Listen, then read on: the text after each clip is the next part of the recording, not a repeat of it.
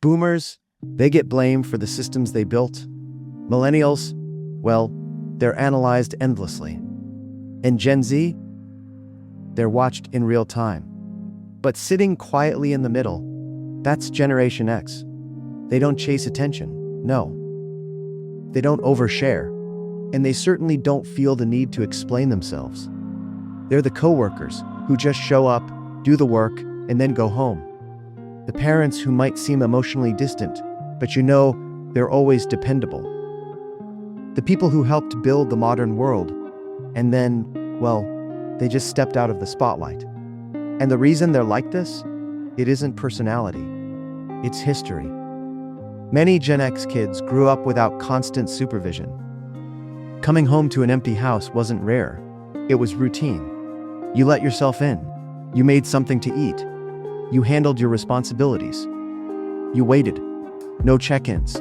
No reassurance. If something went wrong, you just figured it out. That experience, it wires in one powerful belief early on. You are responsible for yourself. Once the brain learns that, it doesn't forget it. Discipline in that era was fast and direct. There weren't long conversations about feelings. There wasn't much room for negotiation. You crossed a line, and the consequence came immediately. So, Gen X learned to think ahead. They anticipate outcomes. They prepare for what could go wrong. Younger generations sometimes call this pessimism. To Gen X, it's just realism. They also grew up watching stability collapse. Marriages ended. Jobs disappeared. Institutions failed publicly. They were told that loyalty and hard work guaranteed security, then watched people do everything right and still lose everything. So they adjusted their expectations. They didn't stop hoping for good outcomes. They just stopped assuming things would work out. This helps explain their complicated relationship with social media. Gen X doesn't avoid the internet because they don't understand it. They avoid it because visibility feels unsafe. They grew up when mistakes faded with time, when embarrassment stayed local, when privacy was normal. Putting your life online doesn't feel empowering to them. It feels like exposure. Humor became their emotional shield. Sarcasm, irony, keeping things at arm's length. Not because they don't feel deeply, but because openness once came with risk. They grew up during a time when adults talked calmly about serious threats, while insisting everything was under control. So Gen X learned how to stay alert without panicking, how to care without fully trusting reassurance. Despite all of this, Gen X developed a strong work ethic. Not the loud, performative kind, the quiet, reliable kind. They learned early that companies aren't loyal, so they became loyal to competence.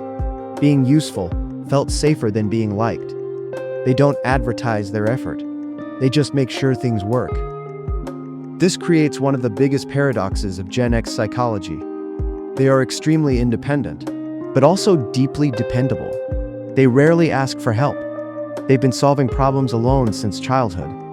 But when someone else needs support, they show up without fanfare, without credit. That's how their relationships were built. Through reliability, not constant connection. Their relationship with authority is also misunderstood. Gen X doesn't automatically respect titles. They respect skill. If you know what you're doing, they'll follow you. If you don't, no position will earn their loyalty. They watched too many leaders fail to believe authority equals competence. They've also lived through repeated economic shocks, often at the worst moments of their lives, so they diversify. They spread risk, not because they enjoy instability, but because they've learned nothing lasts forever. They tend to be calm in chaos, focused under pressure, good in emergencies. But that strength has a cost. Depending on others, asking for support can feel like failure. Self-reliance once kept them safe. Letting go of it feels risky. Generation X isn't better than other generations.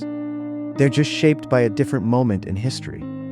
They grew up between the old world and the new one, between certainty and collapse, between analog and digital. They're the bridge generation. And bridges don't ask to be noticed.